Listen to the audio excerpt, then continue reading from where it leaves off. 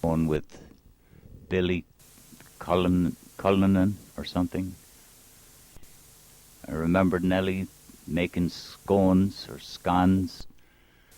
And boy, I used to go into the Bay Cafe and I loved those scones. Of course, I was hungry most of the time growing up. And Nellie would have a cigarette in her mouth, and Biddy was in there. And Nellie Bow. Nellie used to wear a yellow sweater all the time, a yellow pullover. That I remember. Peggy Walsh. Well, Nellie didn't wear a yellow sweater all of the time, but a lot of the time. That's what I remember anyway. And Peggy Walsh used to come in from next door. She was always cold. She always had her arms folded across her chest. But I was in the Bay Cafe the day the Queen got married, the present Queen, Queen Elizabeth. And everybody was listening to this great wedding. Then there was Jimmy McGrath that lived in Craden.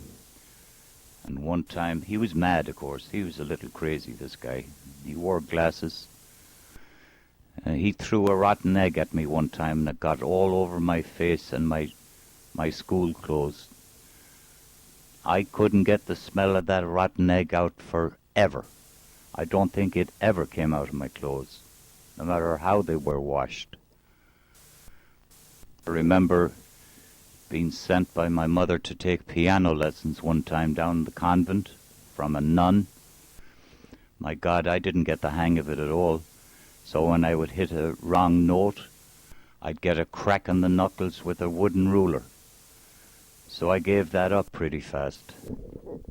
Or Kathleen, she succeeded with her piano lessons. And later on, she played the organ in church. As did Helen Welsh, for that matter. But my sister played the organ in a few churches over in Ireland. And she was quite good.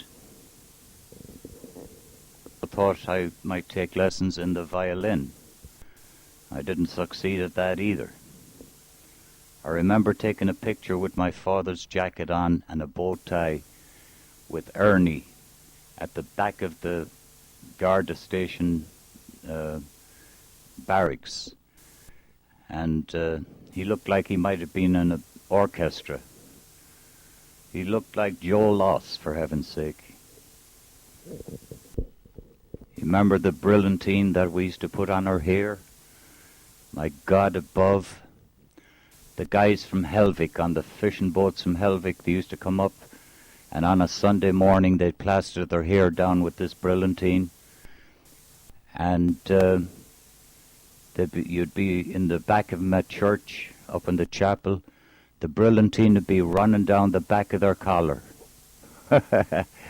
And it smelled just like bicycle oil, the oil you'd put on the chain of a bicycle. And that's all it was. Brilliantine. My God. Brill cream was the stuff to use, or pomade.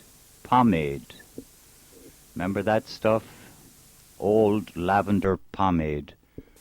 Another good stuff for the hair. Ernie's father used to cut hair. He was the local barber. He used to mix up his own concoction. He used to call it Jippo. You want a little Jippo? You plaster your hair down with that, boy, you'd look good coming out of his barber shop. Nice couple, Ernie's father and mother. Ernie too, for that matter. To Bull Welch's house one evening, we were going to cycle into the dance in the Olympia. Bull got all dressed up and shaved and cleaned up, put on his shiny navy suit, and he had a hole in his sock, in the heel. He said, "I'll fix that fast. I have no time to stitch it," he says. So he got the boot polish, the black boot polish, and put it on his heel. And he danced fine that night. Who would see him anyway? Who would see his feet? Or if they did, they didn't take any notice. The soldier that was stationed in Dunmore East, for some reason he went up in Shannoon one night. took his clothes off and put them in a nice bundle, and he disappeared. They found him 2 days later down on the rocks in the water, dead. I don't think anybody knows to this day what really happened to him, and I forget his name.